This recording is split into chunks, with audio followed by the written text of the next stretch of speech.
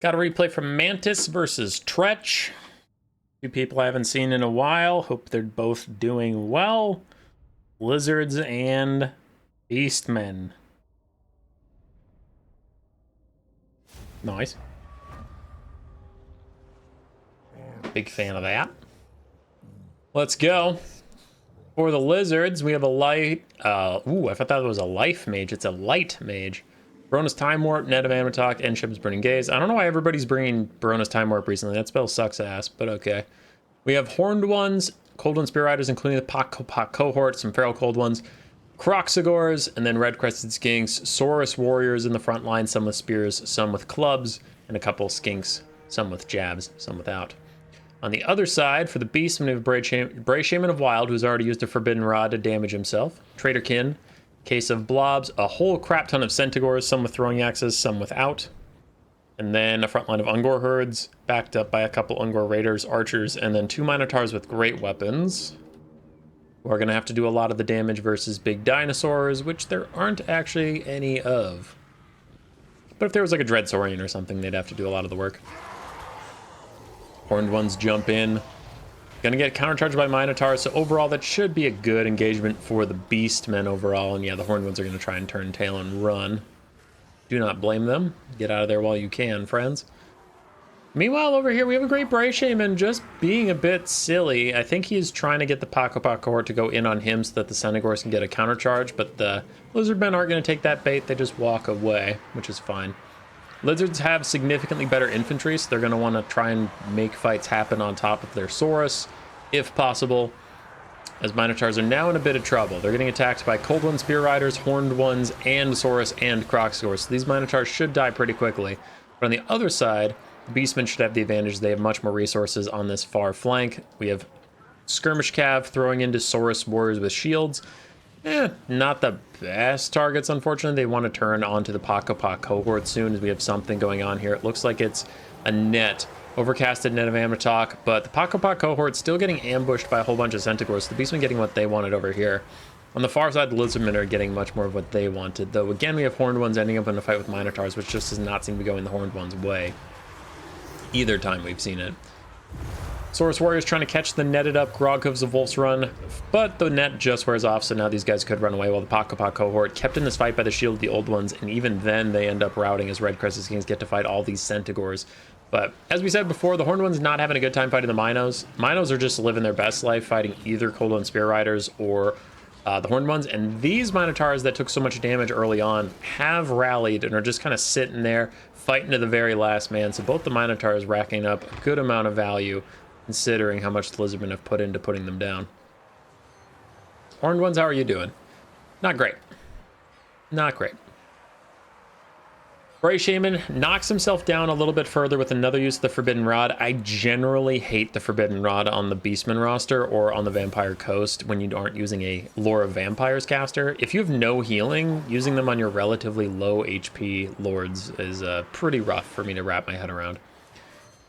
Minotaur is going to hold long enough to knock the Cold One Spear Riders out of the game, almost knocking the Horned Ones out, but it looks like the Horned Ones should hang on longer than the Minos. This is actually a very intense race. No, the Horned Ones are going to rout first. These Minotaurs are the absolute winners of that engagement, even when surrounded and getting charged by enemies. Traitorkin's trying to poke down the Salon Mage Priest and just anybody who happens to be around him, I suppose. The Centaurs retreat, not enjoying their time in front of those spear-chucking little skinks. We do have some archers teeing off onto the Saurus consistently. Elsewhere, one of our Minotaurs has routed, the other one is thinking about it. Still stuck fighting Saurus as I get a Pepe Popo.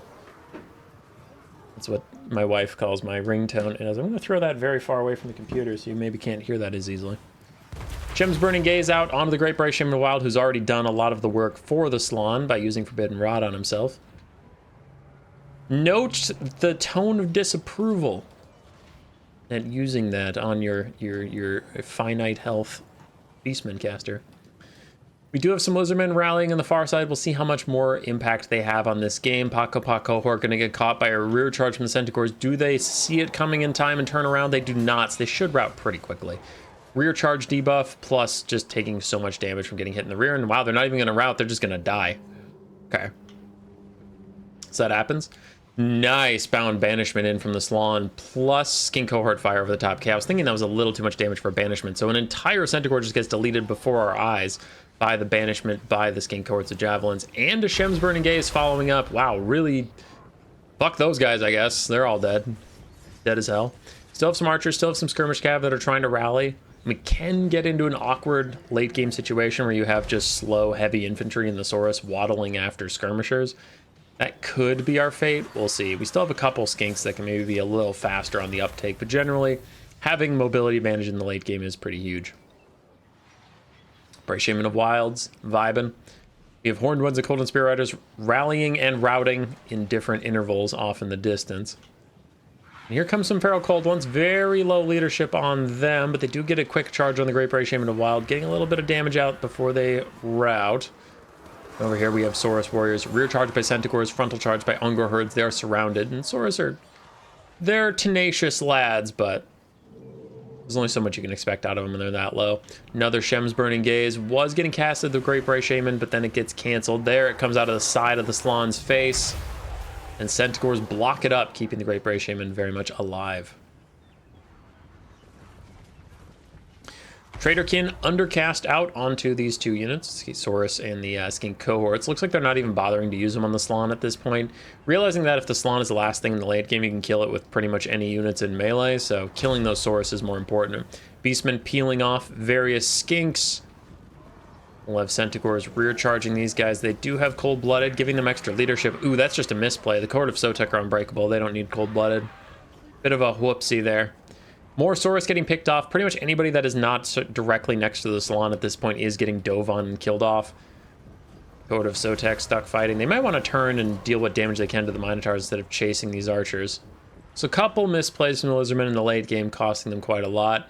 Maybe the Cohort will rout these guys now that they're actually turning and fighting a little bit. Shatter to Centaur. Minotaur's going to hold. Archers rallying. For the Lizards, what they need is a couple more Shem's Burning Gazes onto the Great Bray Shaman, knock him out of the game, lower the leadership of the Beastmen enough that several of their units just shatter of their own volition, and then the rest of them are going to run out of ammo and eventually have to fight your Saurus. Nice Blood Stature Despite on the Grog Hooves, pretty solid. Those guys, they do have regeneration. They should be okay.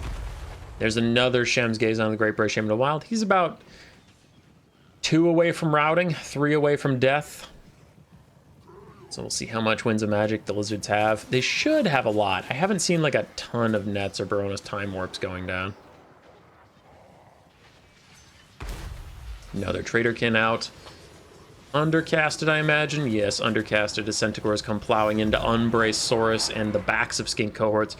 Should get those guys routing. Looks like we're going to lose a Saurus and a Skink. Shield the Old Ones tries to keep them in it leadership-wise, but it is too tall a task, so they get routed off.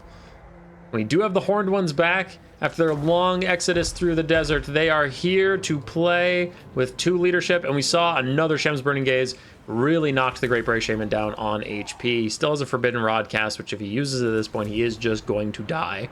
The Salon is surrounded by Minotaurs who all have blinking leadership bars. A banishment forces away the Centaurs throwing axes. Saurus fighting next to their Salon, trying to keep him alive.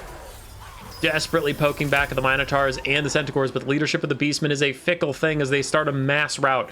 Both the Minotaurs shatter. Some of the Centaurs are just routing. Now Ungor Herds are going to follow the same fate, but we have a Traderkin again coming in for the Salon. The Horned Ones do rejoin the fight at last with 80 HP. They rear charge some Centaurs and maybe get rid of those guys as archers are firing in, doing probably a lot of damage to the Salon.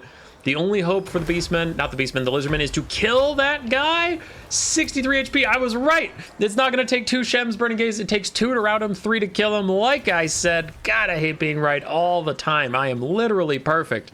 But I was going to say the only way to win this is if he died from the next cast. That would cause both these Centaurs to rout just from Lord is dead. And then the Salon and the Saurus could walk towards the Ungor Raiders, force them to start running away. And then when they're running away, they can't shoot at you, obviously. And then not taking damage back, your Saurus could eventually walk them down, as the Saurus are going to get into a fight with Grog Hooves briefly. The Salon is juking as best he can. Horned Ones charge in, 10 HP, 1 model left, stays in the fight, and then shatters and dies. Another Shem's Burning Gaze onto the Centaurs because the Great Bright Shaman is about to take himself off the map. No chance a Beastman Lord rallies at 63 HP unless you're Torox. So without the Beastman Lord, now our prophecy is going to come true about the Beastman units. We're going to have several cycle routes where they just route themselves off without much help. Like these Ungor herds aren't going to come back. Centaurs throwing axes took themselves out of the fight. Groghoof's routing. And now the Ungor Raiders are forced to just run away from Saurus Warriors for the rest of the game. They do try and stop and fire at the Slann. It will not be enough, though, as the Saurus have already gotten onto them in melee. The Slann still has around 1,000 HP, which is too much to ask for Ungor Raiders to do in 1 or 2 volleys as they start to try and kite. Trying to run whenever they're not reloading, but as you can see, more of these routes are turning into shatters. And a Shem's Burning Gaze towards the Ungor Raiders, but honestly, I think that literally only hit Saurus Spears. Groghoof's charging in. They'll get the charging bonus for just a second, so they should do actually decent damage onto the Slann, and then their leadership will falter and they'll run. But for now, they got a couple hundred HP off of him, but it's not enough, and the Beastmen do lose eventually. Slann of Shem's Gaze, 2,000 value for him. Horned Ones and the Cold and Spear Riders both falling a bit short on the damage value they wanted. King Courts of Javelins did fantastically. Croc scores also fell a bit short, and the Saurus did fine. For Tretch, 1,300 value on his Lord. 500 on both of the Archers. Centaurs all did fine. Centaurs throwing axes did a little less fine, but still fine. And Minotaurs did pretty darn well.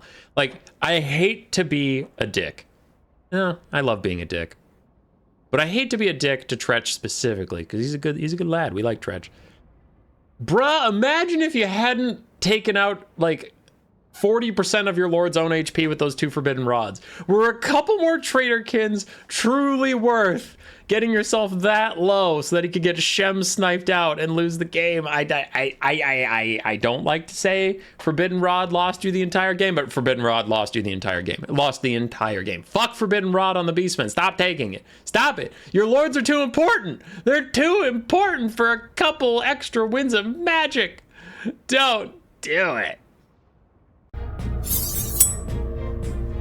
Roar. Subscribe, yes.